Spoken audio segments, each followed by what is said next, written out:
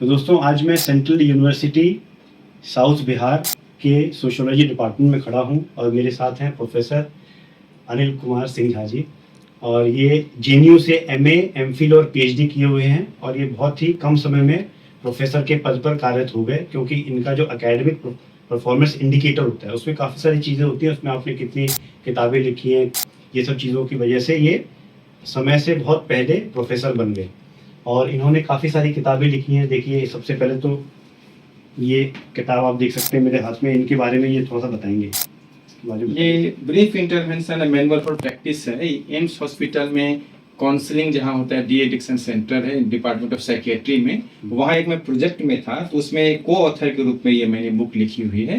ये काउंसलिंग के बारे में है कि कैसे लोग जो एडिक्शन में जा रहे हैं उससे कैसे दूर हों, उनको कैसे परिवार के साथ जोड़ा जाए, उस पर केंद्रित ये पुस्तक जी। तो ये जो एम्स का जो डी एडिक्शन सेंटर है वो गाजियाबाद में स्थित है। तो डी एडिक्शन में दो चीज़ें होती हैं, एक तो आप दवाई से ठीक करते हैं और दूसरा काउंसलिंग। काउंसलिंग मेरे हिसाब से ज़्यादा महत्वपूर्ण है। तो उसमें इन्होंने करीब 2.5 साल काम किया और उसके बाद इन्होंने एज ए को ऑथर ये बुक निकाली कि बहुत ही अच्छी किताब है।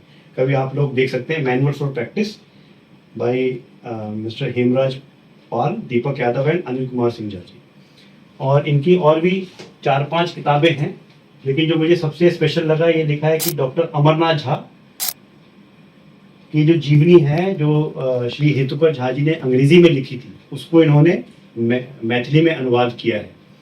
तो ये आपको थोड़ा सा मैं इनके बारे में बताता हूँ कि ये अमरनाथ झा जी हैं कौन। ये झा फैमिली जो है बहुत ही मतलब प्रतिष्ठित फैमिली है। इनके जो पिताजी थे वो एक अद्वितीय विद्वान थे। उनको आमतौर पे बोला जाता महामहो उपाध्याय सर डॉक्टर गंगानाथ झा, मतलब उनको सर की उपाधि मिली थी नाइटहुड, और महामहो उपाध्याय जो है संस्कृत की उपाधि है।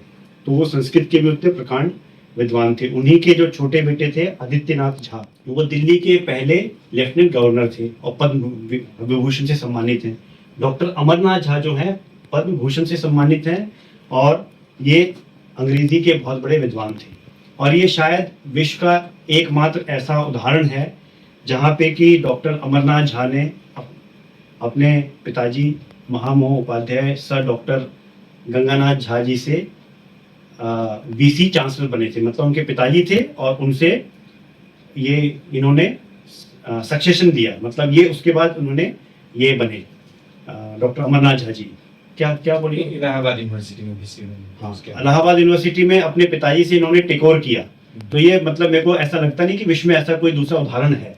और डॉक्टर अमरनाथ झा के बारे में थोड़ा सा ये बताएंगे हमें कि किस तरह के विद्वान। अमरनाथ झा से ये पता चलता है कि ये तो डॉक्टर गंगानाथ झा के पुत्र थे ही, जो खुद ही जैसे इन्होंने बताया भी संस्कृत, हिंदी, ये भी खुद 10-15 भाषा पर इनकी उतनी ही पकड़ की समान रूप से, जो कि हमें बाकी व्यक्तित्व के बाकी चीज से ये पता चलता है कि सामान्य रूप से हम समझते हैं कि हम दूसरी विदेशी भाषा सीख लें तो हमको अपनी भाषा को छोड़ना पड़ता है। मैथिली पर भी इनकी इतनी ही पकड़ थी जितनी संस्कृत पर थी और अंग्रेजी पर थी। इससे हमें एक व्यक्तित्व निर्माण में भी पता चलता है कि हम सामान्य रूप से समझते हैं कि हम मॉडर्न होने के लिए अपने ट्रेडिशन या नॉर्मल परंपरा संस्कृत से दूर होना पड़ेगा। ये सब द्योतक होता है व्यक्तित्व का कि हम दोनों को साथ लेके भी चल सकते हैं, और इसका ये ज्वलंत उदाहरण है ये डॉक्टर अमरनाथ झा। तो इनके जीवनी पढ़ने से या समझने से, इसीलिए जब हमें साहित्य अकेडमी दिल्ली से ये ऑफर मिला कि अंग्रेजी में ये हेतुकर झा द्वारा किताब लिखी गई है, इसको मैथिली में हमने अनुवाद इसीलिए किया कि मैथिली में सहजता से वो लोग भी ये किताब से जानकारी ले पाएंगे इनके बारे में, जो अंग्रेजी पढ़ने में उतनी अच्छी तरह से नहीं समझ पाएंगे। इसीलिए उन पर ये किताब लिखी गई है। उनके व्यक्तित्व के बारे में विस्तृत वर्णन इसमें दिया है।